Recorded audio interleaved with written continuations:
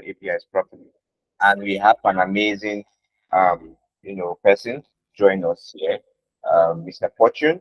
Fortune is, the campus, University of Your campus ambassador for Postman, and he has been using Postman for quite a while. And I feel like this is, the perfect person in this case to actually introduce that to us. Once again, thank you for joining this session. We hope to, keep to time today. And yes, one more thing. In the next 2 to 3 months, we'll be having a physical session as well. I just decided to throw it there, um, where we'll actually meet physically, and it's called PHP Connect, and we're going to really,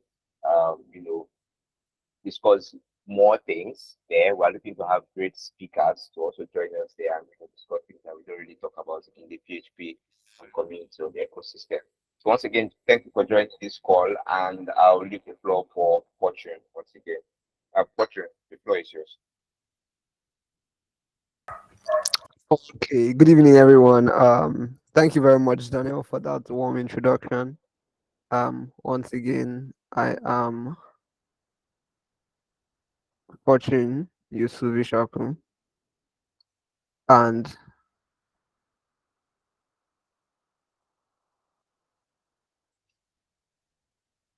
uh, sorry about that.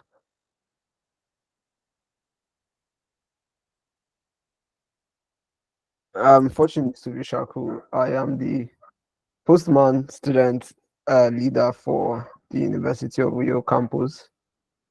I'm a software developer. Um, and I've been working for with Postman for over a year now, but I was just recently given the job of the Postman student leader here at UNIO. So let's get down to business. Okay, let me share that start again.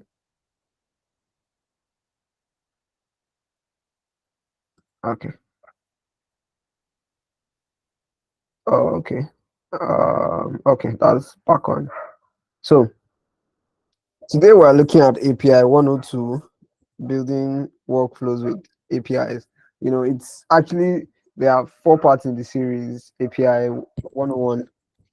So is everyone hearing me? I just want to confirm if you could react if you are hearing me, just react a thumbs up or Yes, something. Okay. we hear you. That, We can hear you. okay, that's great. Thank you very much. So the first it's actually a series, four series, but because of the relative expertise of the people on the PHP Talks community, we we're starting with building workflows with APIs, right? Because as we all know, Postman is an API testing and building tool. If you are someone that works with APIs a lot, you really need a tool like Postman to be able to get that work done, as we will see today, right? As I said already, I am Fortune Yusuvishaku, Postman student leader for University of Rio. Okay, so down to business. I think let me try and get this screen look larger.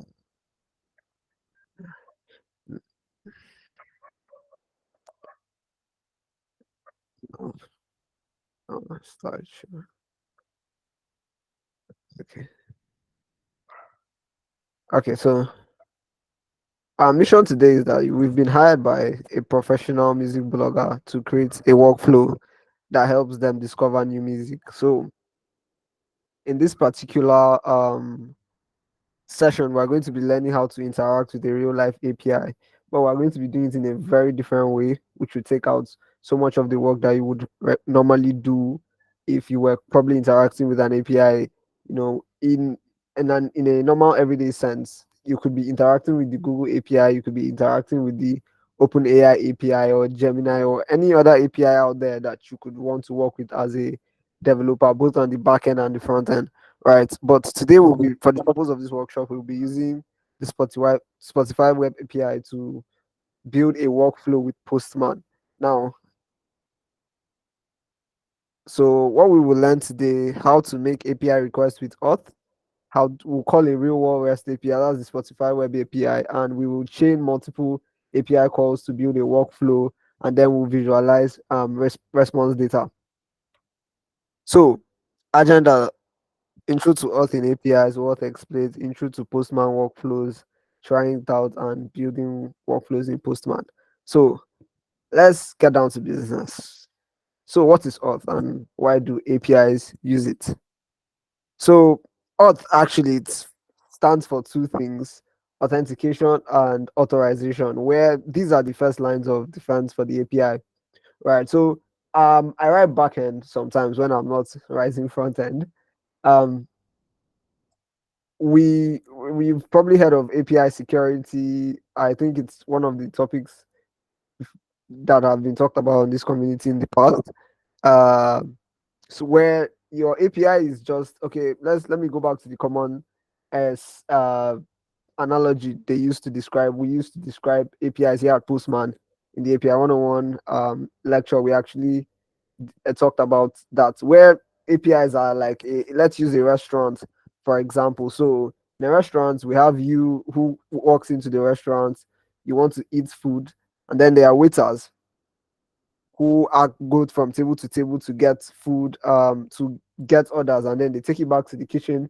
And the kitchen prepares the food and then sends it back. So APIs are more like the waiters in that case, where they are the ones that arrange everything, make sure they get the right orders from people, and then that the orders are dispatched in the kitchen and then take it back to the people, right? So that those are what APIs are. So in the real world sense, right, you want to make sure some kind of things are not happening in your restaurant. Let me continue with the restaurant slang. You want to make sure that some kind of things are not happening. You want to make sure that people that don't have money to pay are not ordering food from the restaurant. If not, you'll just be making food that you are not selling. You want to make sure that these people, let's in a case where we want to, let's use the idea that the person that is making the order is has the money to pay, right? That is a kind of an authentication, which is, yeah, you are very trying to verify the identity of this person.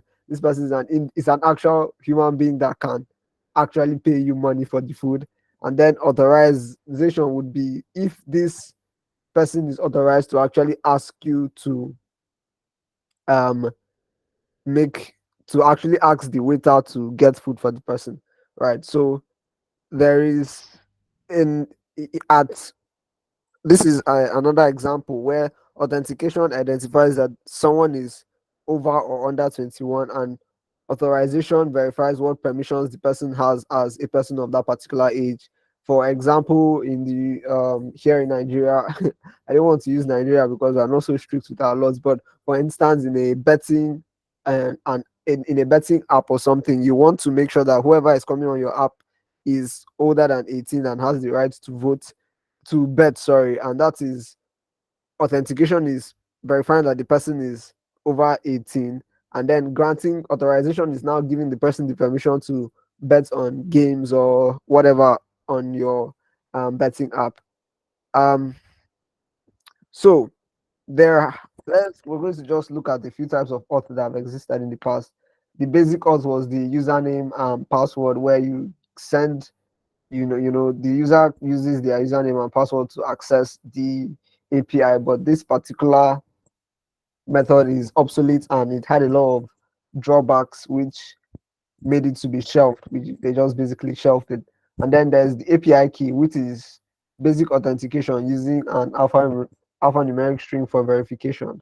And then there's OAuth, what we'll be working with today. But before we get to OAuth, let's talk about API keys a bit. So as you can see, API keys are alphanumeric strings that provide basic access to the API services and data. This allows developers to impose rate limits and revoke access in a TOS violation. So what this is trying to say is, okay, so I want to access an API, right? Or let's go back to our restaurant analogy. Imagine this is a really classy restaurant. Before you can order food, you need some kind of card to show the waiter so that the person can actually go ahead and start your order or start processing your order, getting the food from the kitchen, and all of that. So in that scenario, the API keys are just a kind of, yes, like it said, a key that you show to the API. The API reads this key and knows, okay, this person is this particular person, and the person has the rights to use this particular services. So those are API keys in in an API sense for API security. Then OAuth is there's supposed to be a page for OAuth where the magic happens. So OAuth authorization is an authorization framework. It requests authorization from a user to give access to personal data without asking for the user's password. Okay, so one of the most popular use cases of OAuth is actually Google. Google, as you can see this page where you see continue with Facebook, continue with Google, right? So this task is delegated to access tokens. These tokens allow apps to access certain parts of users' data under specific scope. So APIs really are their information transmitters. They have access to large amount of data, and you who wants to use an API that you didn't build, or if someone else wants to use your API that you built, is because they're trying to build on top of the infrastructure which you already have. But you are trying to make sure that whoever is trying to use your API has the right to use your API. But then, even then, it's not all the parts of your API you want people to access. So OAuth, you know, comes in where it's an authorization framework, and it comes in for this particular kind of use case. We would have talked about API keys, but those are a little bit more specific to the kind of APIs. But OAuth is now, it's more standard. It's what Facebook uses, Google uses the same thing, Apple uses it, and even GitHub. There's no GitHub here, but GitHub actually uses the same OAuth to perform that kind of perform the task. So it, the OAuth is in this case used, while we're trying to explain OAuth as a valet key. Now, a valet key, if you if any of you have an expensive car, is it's a special key which comes with the car, right? So that valet key is not like the regular key which you use to start. It only allows you to drive the car, and it doesn't allow you to drive more than a particular distance, right? And if you have the valet key, you can only open the door of the car and drive it. You can't open the glove compartment, you can't open certain parts of it. You can only just drive the car. So all what now is allowing people access to APIs, but not allowing them access to only certain aspects of the API, right? Which is really amazing for what you could possibly do and for what we will do today. So that's just a so a little bit of history lesson. So OAuth actually has two versions, but if you hear about OAuth anywhere today, they're actually talking about the second version, which is OAuth 2. OAuth was the first one, but it used digital signatures, which were complicated to implement by developers. It was a really bad developer experience.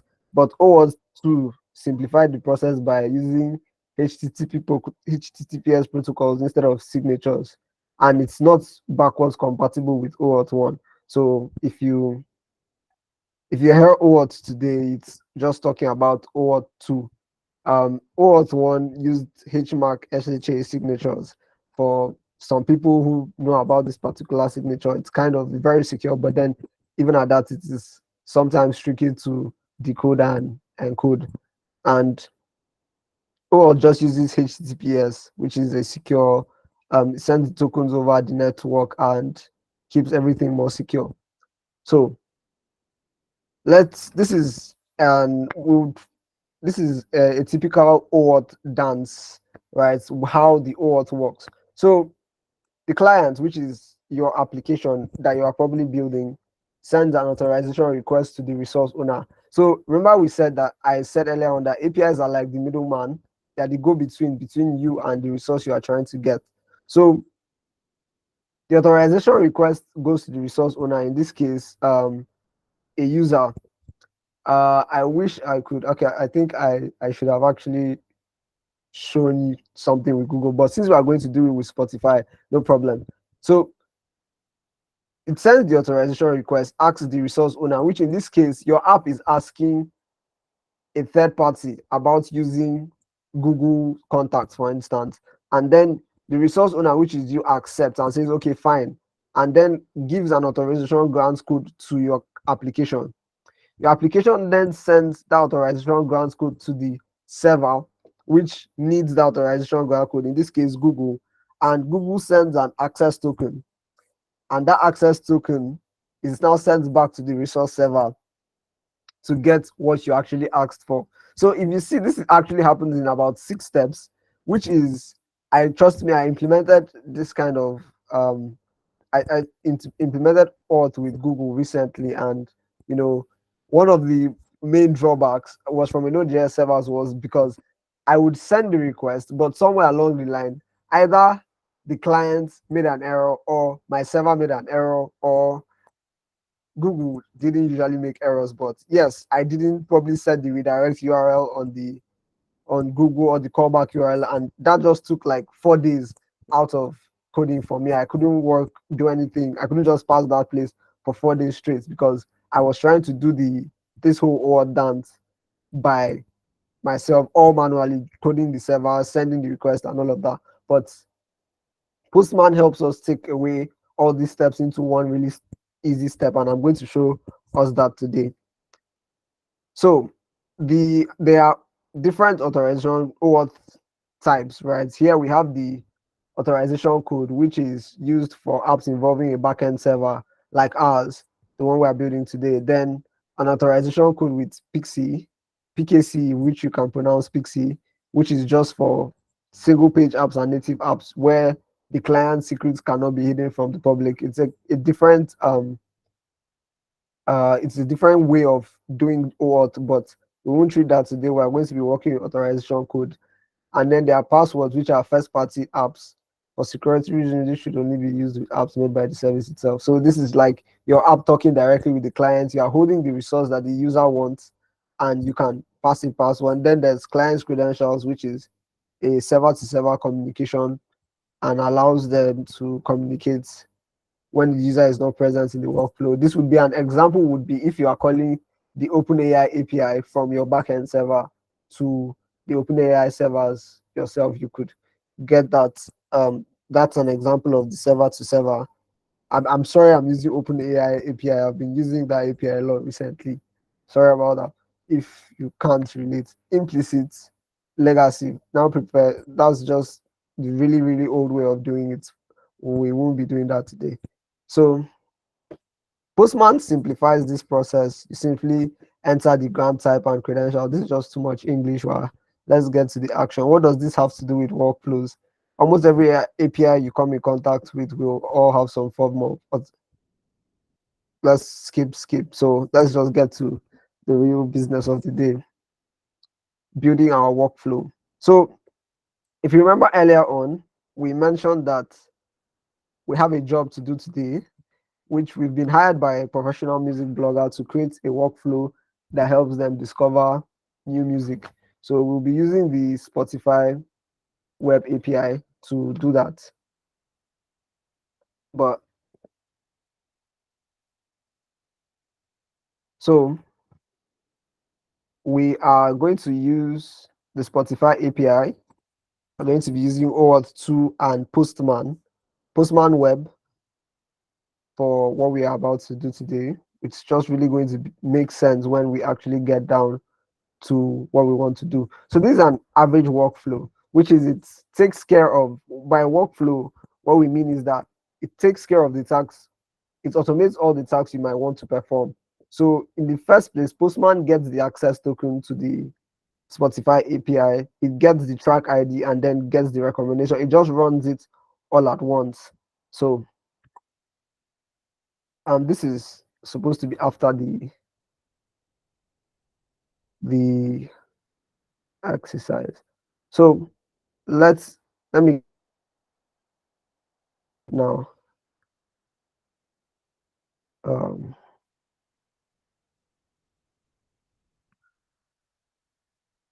okay. Okay. So, if you are with me, you should be seeing a new Postman page. Please, if you are seeing a Postman page. Yes, we can see a Postman screen here. Okay, okay, great. So here I have I was just working on this right before the class, but I'm going to delete it. So I'm going to delete it so we can start afresh. Okay, so I'm currently in my Postman workspace. Uh, most of us, some of us that are familiar with Postman already know how to get here. But if you are not, I apologize. We did not consider that. You may not know. You may never have used Postman. Sorry about that. So I'm going to just create a new collection, which is H. No, that's no. So so now we're trying to build our workflow. So we're going to create a new collection. A collection is basically a cluster or a group of related requests, probably calling the same API, um, calling the same API here. So you could create a new collection under your different workspaces. As you can see, I have my workspace, the company workspace, and that company's workspace, and then my Postman API workspace. And this is Postman for web, so you won't really need to stress about anything. So I'll call my collection API 102 building Spotify workflow and enter. So today we're going to be using the Spotify API to build what it is we're building. I already have an account with them, so I'm just going to log in. Ah, continue with Google. Okay, okay. I used username and password. Okay, so to before we go there, we would look at the documentation. We're working with the web API because we're making API calls. So let's go back to our tasks as good developers that we are. Our job is to hide this.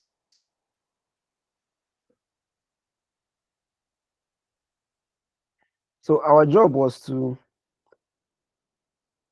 help the blogger to discover new music. So let's start with the facts. Uh, let's start with our first task. We want this person to be able to use our workflow to discover new music. So let's just go through the Spotify API to see what it has in store for us, which is always really good if you are working with an API for the first time. Just go ahead, please read the documentation so that it really helps to know, just not just know the task you want to do, not just giving you information about the task you're trying to complete, but also telling you how well you can complete that task. Right, so we're just going to look. So if we're trying to get new music, so as you can see, this is the Spotify documentation. There's the overview, getting started, create an app. We'll get to this in a second, but we want to know the endpoints we will need to probably search, because we're trying to um get recommendations. So there should probably be a request that says get recommendations, audiobooks, episodes, albums, artists. Nope, that's not what we're looking for, I don't think. So probably would let's look at the tracks API, probably because we're looking for new songs. And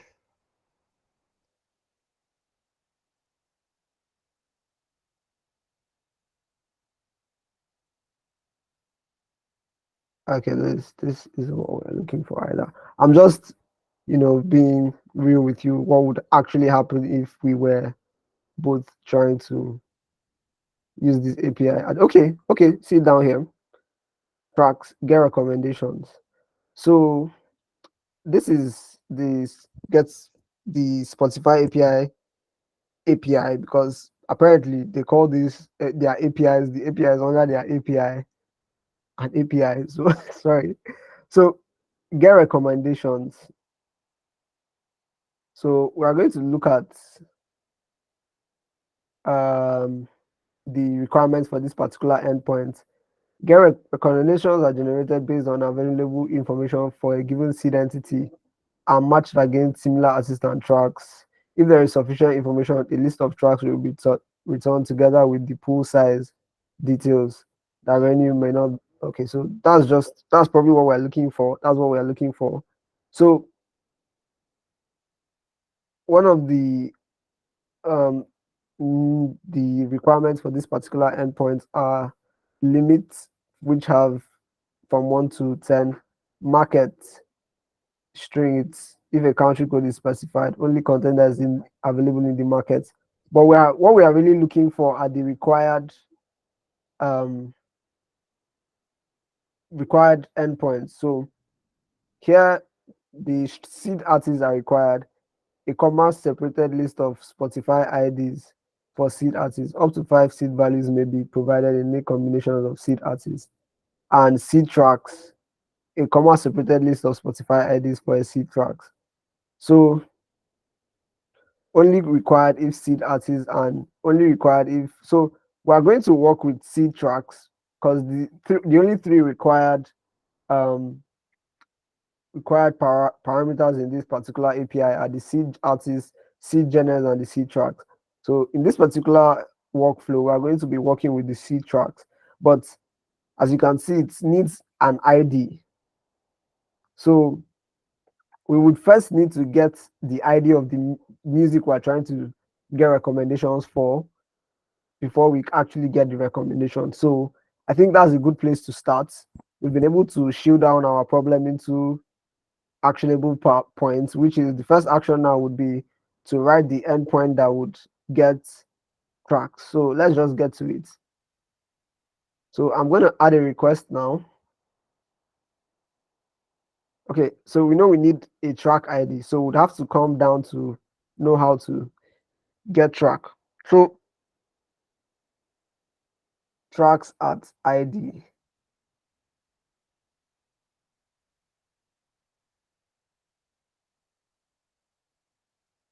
or artist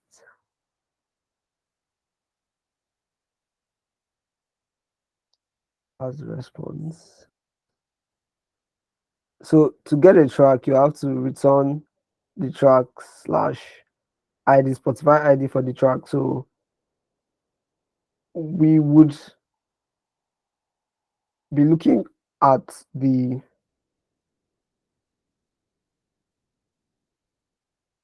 said we are going to use just the seed um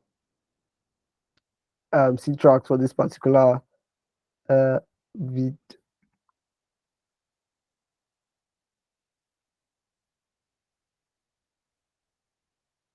So we're trying to look at what is required for this particular endpoint. So let's try it and see our response. So you could just try it inside here to, but we can, let's start with the search. So because we probably just, our user would probably not have so much knowledge to come up with this. So we'll start with the search, and in the search only the queue string and the type is required. So and it returns the tracks, it returns a response of tracks by which are, if we searched for a song on Spotify, it returns a list of possible songs that match. So we would actually start from the search. So we're trying to get tracks. We can call our get track ID. Let's just be more verbose. So we know the endpoint is, that's the endpoint. We know, so in here in Postman, when you try to you can add your params programmatically by just setting queue, and let's just probably um I don't know which song is on my mind right now. Um ah uh, Anybody has a suggestion for a song we could search for? Because now we're trying to search for a song and then get the ID and use that song we searched for to get recommendations of the same kind of song. So now we're going to search for a song first of all. So any recommendations for a song we should search for? Any song works fine. I mean, you want to kill my Jesus? Any song works fine. Just okay. So we need first the queue, the query. So which is the name? I think I'll just go for Go um. for any Burna Boy song. It says Uh, Burna Boy. So, um. Uh. on the low. Africa. Africa African Giant Giant. was actually a song now, Abby. I think it's an album. I think there Oh was a God. song on the album that was actually African Giant. I'm not going to use Google. Anyways, and if it's left to the API now, if it doesn't have a song. So what we find here is that the endpoint slash search takes two things. Q, which is the query itself, what we're searching for. Like now we're searching for African Giant, and a type, which is the type is an array of strings, but we're really looking for a track. That's just one song. So we'll just type in track and then what's happening?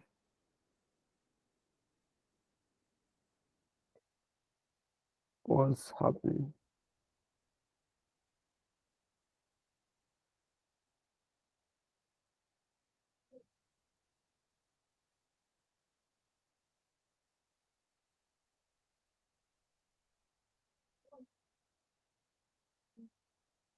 Um,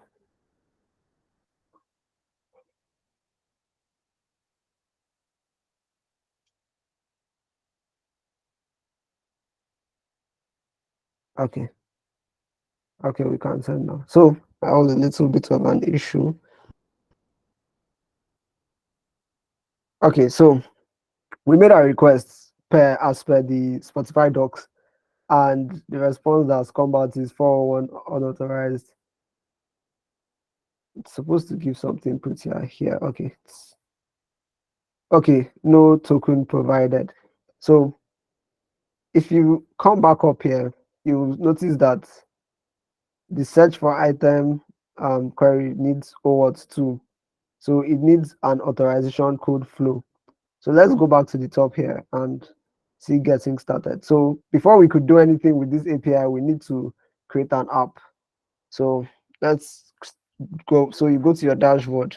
I already have my app, but I'm going to create one for the purpose of this. So I'll call the app PHP Jambox and app description for getting songs. Websites, not necessary, but what is very important here is the redirect URI.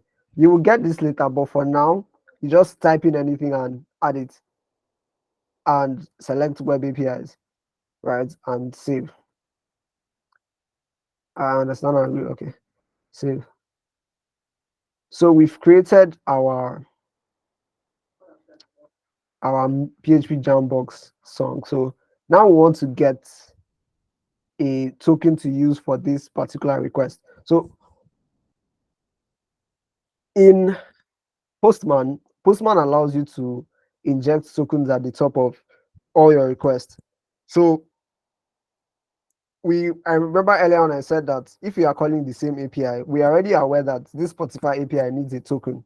So we could specify all those tokens at the head, at the topmost part of our collection here at the overview, and then you come to authorization.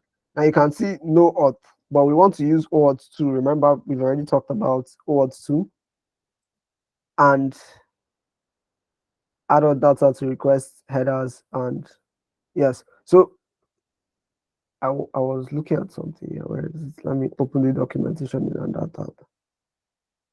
No, okay.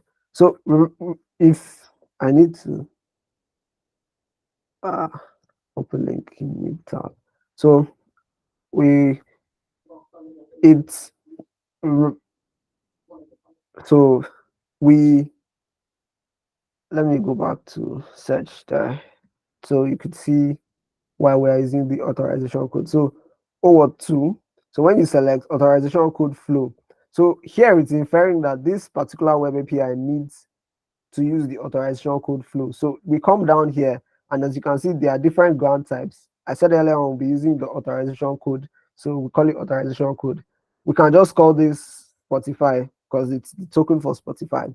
And then callback URL. So now we're trying to sync this particular Postman here with our the app we created here. So you get this callback URL here. It's provided automatically on Postman web. So when you try to create authorization, and then you come down to your, remember earlier on we said we would use a just any random URL, but now we can edit it because we've gotten the callback URL. We remove this one, then add this one and save. Okay, so another need of this what another thing Spotify sorry Postman asks is for auth URL and access token URL. So if you go back to this web API reference, you can see this is the authorization URL. You can just copy it from here. There, that information is provided everywhere, and then you can also see the token URL. So right now we're trying to configure our API call through our app. So coming down here again, we have the client's ID and the client's secret. So if you look at the settings here again, you can see the client's ID, copy, and client secrets. So it doesn't really matter what, so we doesn't really matter what API we are trying to do. The flow would be similar. So you see that because we don't want you after learning or whoever thought of the OAuth standard, they didn't want that after learning how to do all of this, you now want to interact with another API, say, or another API in general, and you have to read, or if you are building another API that would work the same way the Spotify API is working, you have to now re-engineer or reinvent a new way for people to access that API. So that's how the OAuth standard came about. So this thing here is it's not just unique to Spotify, it's unique to any standardized API you'd need to use anywhere. So if you notice, we get an error. So they said use variables instead to keep sensitive data secure.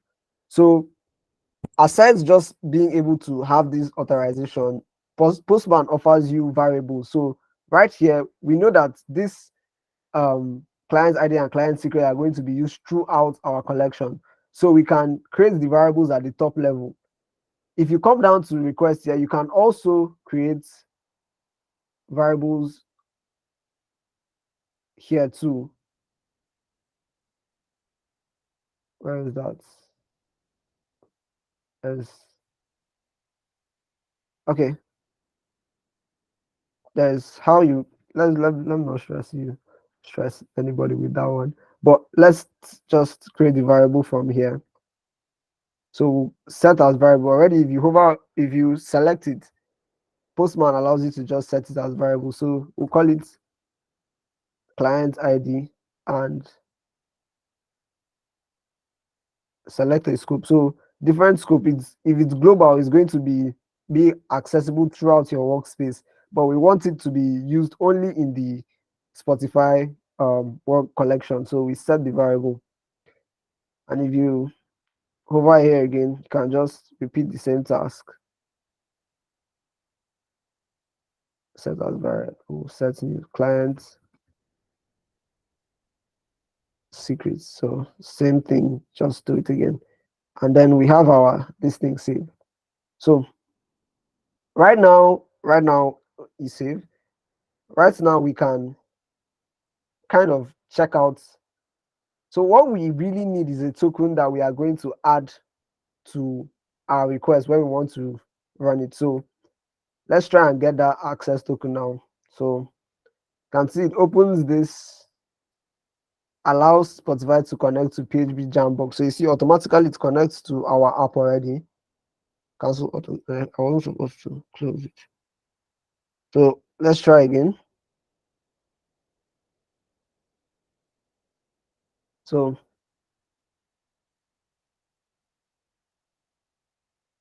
it's collecting the access token, and once it does that, it's going to close this dialog so we can. So we've gotten a token and we can use the token. So as you can see, automatically it fills here, enters here, header prefix. Now, so we've gotten a token that we can use for our API in just those really easy steps.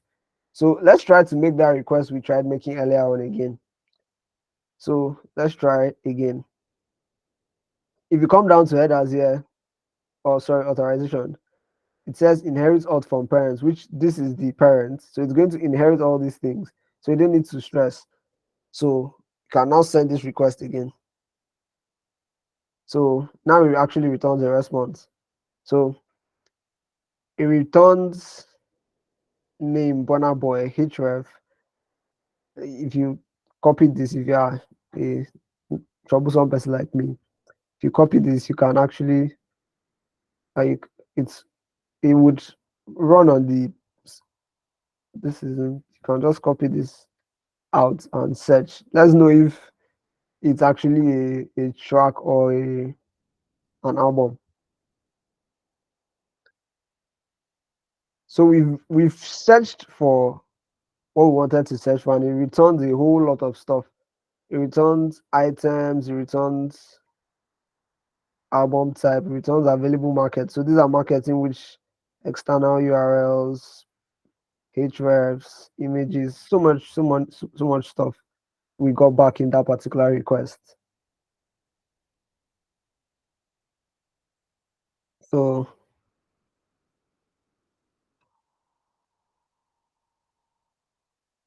let's moment of truth. If or not this is okay. Oh, it's went for the artist. Our link is to the artist. Okay, so returned it as so the artist album type is album. So it's actually an album. Whoever was saying an album is actually an album. So I guess I was wrong. Someone should just type in a song they would like to search for right about now so we can City let Boy by huh? Burna Boy. City Boy by Burna Boy. What did you say, Kufa? Kufa, you said something. I say City Boy. City Boy. Can you hear me? Check the first song you just saw the man. City Boy. Let me type. Okay, let me search. Yeah, let me search for that. City boy. So Params, city boy, and let's send.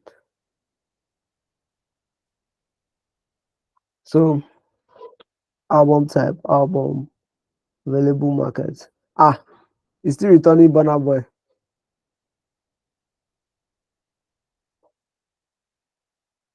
Ah,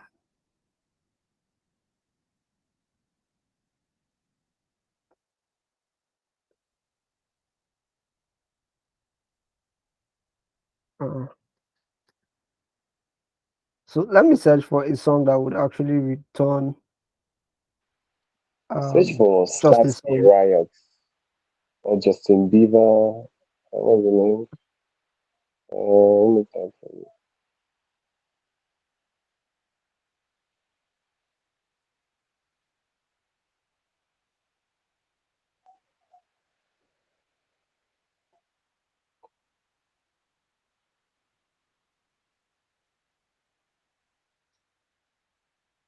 Check the charts. Okay.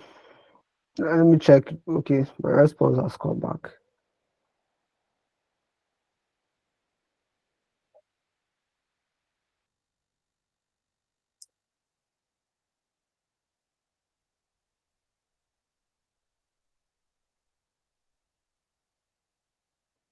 Okay, so this response actually comes back with albums, artists, available market. But we're looking for a single track by that name. So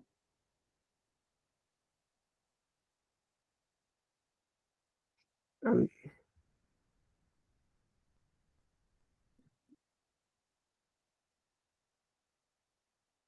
okay, okay,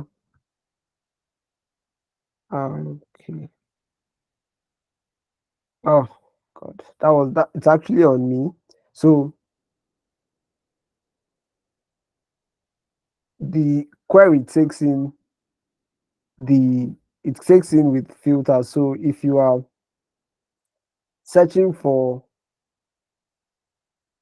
the um if you are putting in the query, you have to say track toxic, and yeah, so let's search like that instead. And still returns. Okay, so yeah, it returns the artist, returns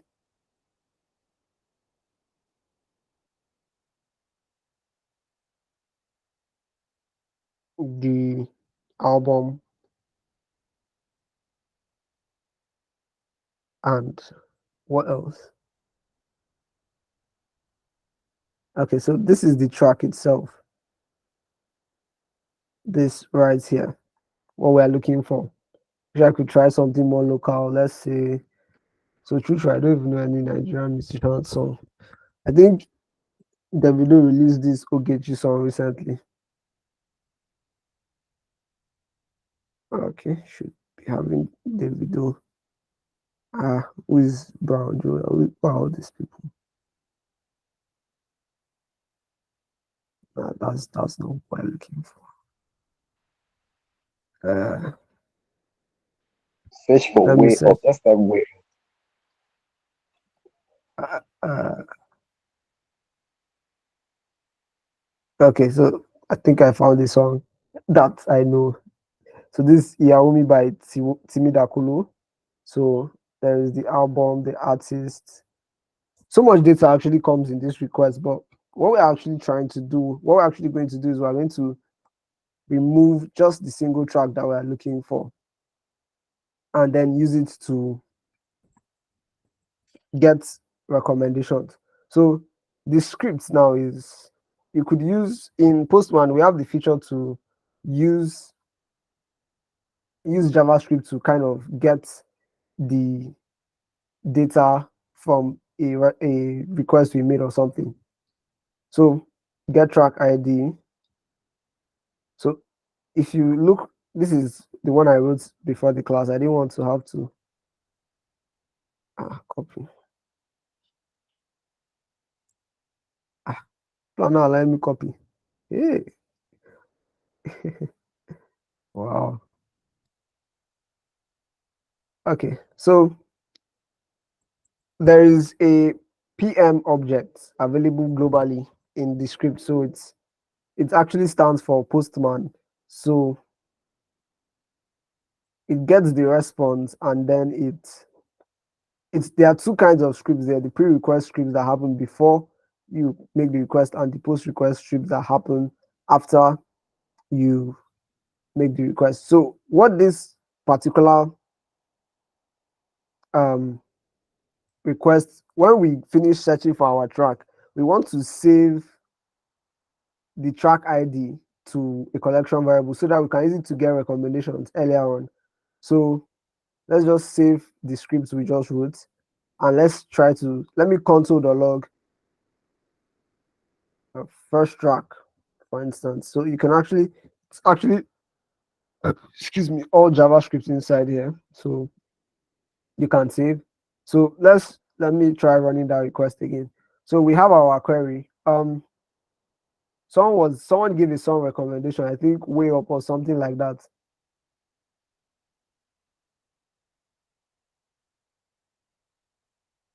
Okay, way up, way up. Okay. Sorry, I wasn't looking in the messages. Where is it? So track is way up. Let's search.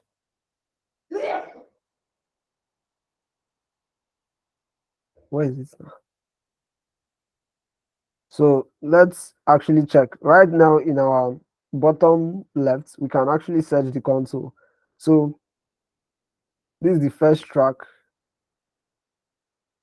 We asked it to log. Now our script here, we asked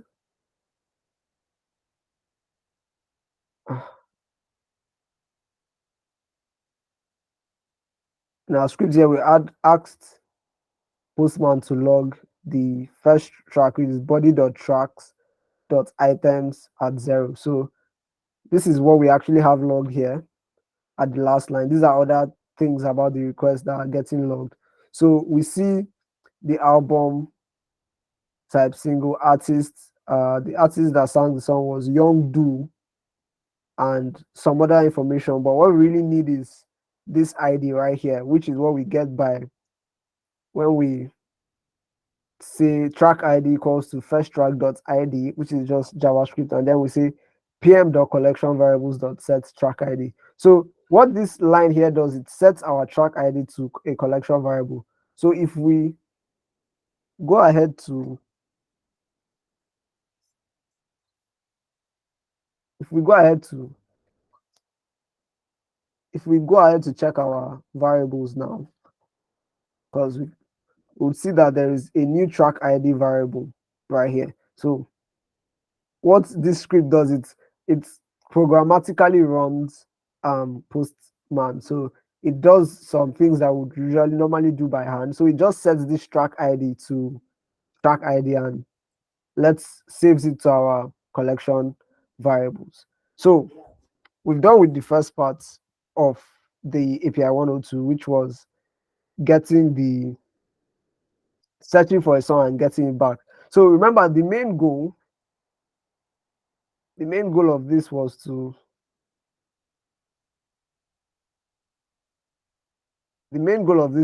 get song recommendations and do it in a way that our user. So we've done the first two parts. We've gotten the access token to access the Spotify API, and now we have the to get the track ID. So let's get down to part two. So we'll have a look at our Spotify API again to the tracks and then the get recommendations. So the get recommendations endpoint takes in seed artists, seed gen tracks. Seed tracks is an array or a list of Spotify IDs that we can use to get our recommendation. So we've seen the endpoint already. We could test this, but we'll create a new request, call it get recommendations.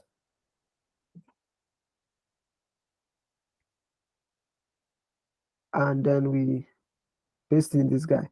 So there's something else we could do here as good developers that we are. We could save this since we've come to use this two times, this api.spotify.com/view1. We've used it more than once, so we could just create a variable and store it. Let's call it base URL, and let's just cut out this part and save it.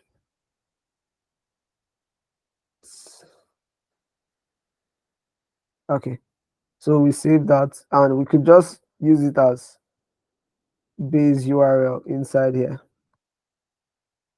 Shit. Base URL. So it should do it should do the same thing. Should actually do the same thing. Yeah, it works the same. So do this here too with the recommendations. Okay. So the recommendation API takes in the limit and the seed tracks. So we let's say we just want three recommendations. Let's not do too much because these are the parameters for it. We have the limit and then we need C tracks. So we can come here to say C tracks. Now we already have the C track which we want to use, which is what we searched for earlier on, which is our track ID. So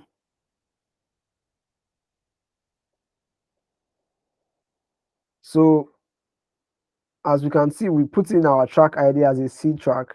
So Spotify is sending us back some. Let me just collapse some of these things. It's sending us some other songs that are related. So we have this first song. Okay, no, it's not.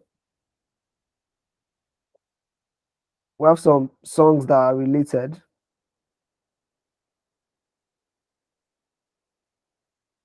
So we've given us some other songs that are related to our song that we searched for in the first place. So we've actually got to recommendations for our song. And we've done a whole lot of stuff so far, but we we've been able to get our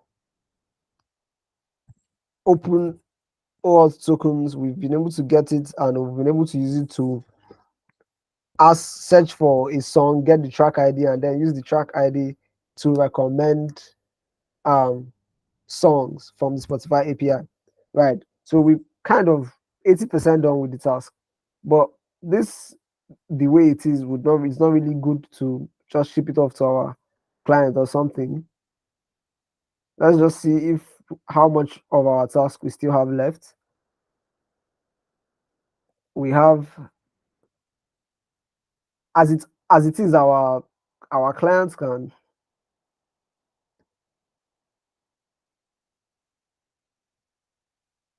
get the recommendation, but it's not also beautiful. So we're going to clean it up a little bit.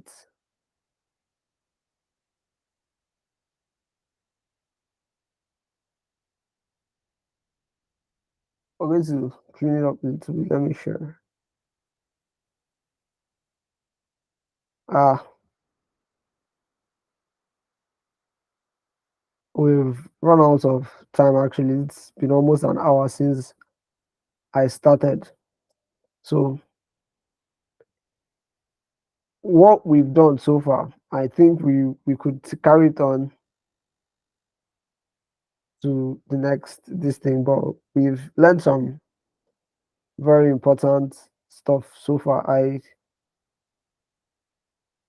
want to what I'm about to do is the part where we visualize the postman response data, but since it's a series, we could just hold it from where we are today and then pick it up next time. I don't know if we've gone over an hour already. Don't know if that would work. Daniel, what do you think? All right, so I think that's really fine. Yeah. Thank you so much, Fortune. I think we can roll over to next Sunday. I don't know if that's fine by every one of you, but then we've actually like exhausted our time for today. We plan to keep this one really short, 1 hour. Someone is trying to join. It's already too late. Anyway, Sha. Um, we plan to keep this 1 hour, and we Okay, just keep at that. So let's say yeah, next Sunday, we will continue on this.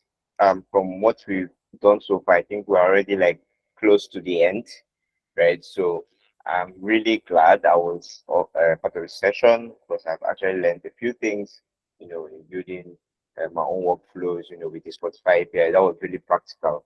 I feel like for everyone that, is just getting started with Postman should be able to understand it properly.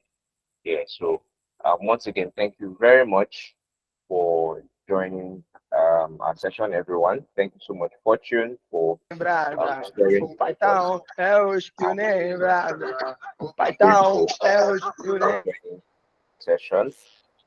once again, have a great night and enjoy your night. Okay. Thank Bye. you very much, everyone. Yeah. Okay. Bye.